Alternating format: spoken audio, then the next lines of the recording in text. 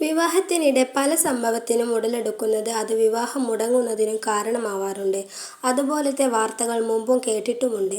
അത്തരത്തിൽ വിവാഹത്തിന് എത്തിയ ആളുകൾ ഒന്നടങ്കം ഞെട്ടിയ സംഭവമായിരുന്നു കഴിഞ്ഞ ദിവസം കൊല്ലത്ത് നടന്നത്.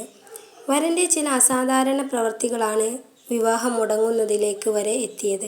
കൊല്ലത്തെ ഓഡിറ്റോറിയത്തിൽ വെച്ചാണ് സംഭവം അരങ്ങേറിയത്. ഇരു വീട്ടുകാരും പറഞ്ഞുറപ്പിച്ച വിവാഹമായിരുന്നു ഇത്. എന്നാൽ വിവാഹ മണ്ഡപത്തിലെത്തിയ വരന്റെ പിടിവാശിയാണ് വിവാഹം മുടങ്ങുവാൻ കാരണമായത്. വിവാഹ മണ്ഡപത്തിലെത്തിയ വരനെ വിളക്കുമായി സ്വീകരിക്കാൻ എത്തിയതായിരുന്നു വധുവിന്റെ വീട്ടുകാർ.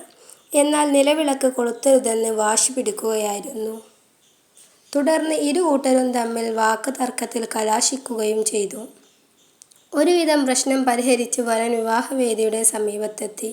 എന്നാൽ വിവാഹവേദിയിൽ ഷൂ ഊരില്ലെന്ന കടുത്ത പിടിവാശിയിലായിരുന്നു. ഒടുവിൽ ആ പ്രശ്നവും പരിഹരിച്ച് വിവാഹം കല്യാണ മണ്ഡപത്തിന്റെ പുറത്തു വച്ച് നടത്തുകയും ചെയ്തു.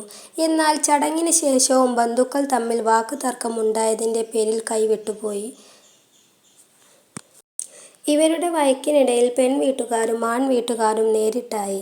ഇതോടെയാണ് വിവാഹവേദിയിൽ വെച്ച് താലി തിരിച്ച് നൽകിയത്. ഈ ബന്ധം അവസാനിപ്പിക്കാൻ പെൺവീട്ടുകാർ തീരുമാനിക്കുന്നത്.